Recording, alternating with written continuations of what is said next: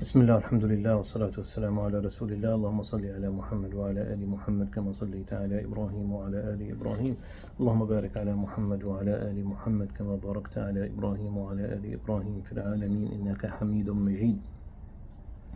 We continue inshallah our classes about al-Aqeedah, and those are short videos to explain the correct Aqeedah which defines the true Muslim who believes in La ilaha illallah Muhammadun Rasulullah sallallahu alayhi wa sallam, and this Tawheed. And we explained earlier the difference between Tawheed Rububiyyah, knowing who Allah is, and Tawheed al-Uluhiyyah, knowing what Allah wants me to do. When we said Tawheed Rububiyyah is about knowing Allah, the knowledge of who Allah is from the Quran and Sunnah, and Tawheed al-Uluhiyyah is the knowledge of fiqh, what Allah wants me to do and how to worship Him.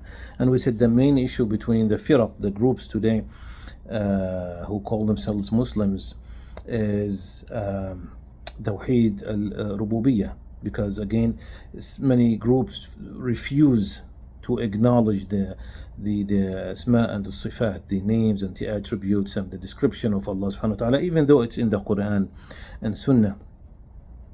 In the video today I will just mention one hadith which is very powerful actually, to emphasize on the importance of Tawheed Rububiyyah. One time Prophet Muhammad was traveling on a donkey, and you see how humble our beloved Prophet. He could have a donkey today. I want to say, I don't know, a cheap car. I don't want to insult any cars. Some kind of cheap car.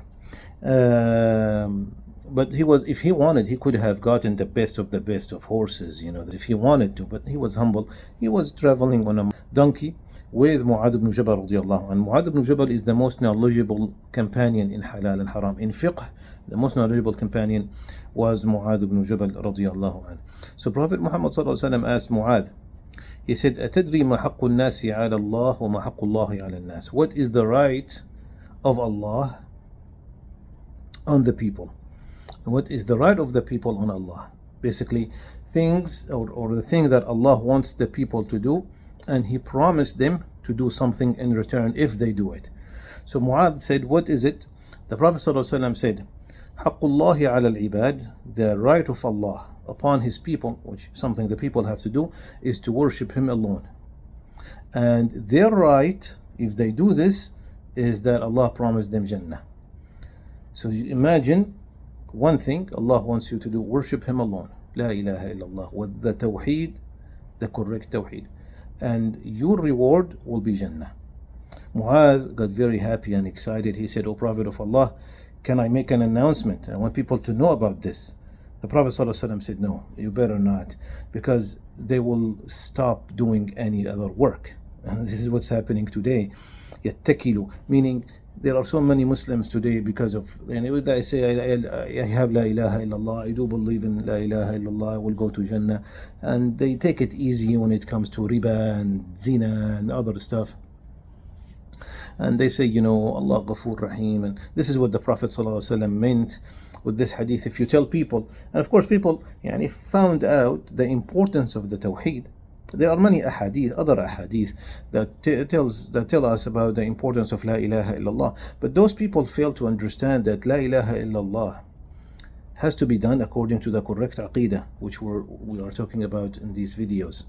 And La ilaha illallah means Allah is the number one and top priority in my life. We ask Allah subhanahu wa ta'ala to make us from the true followers of La ilaha illallah, and we'll continue next time inshaAllah.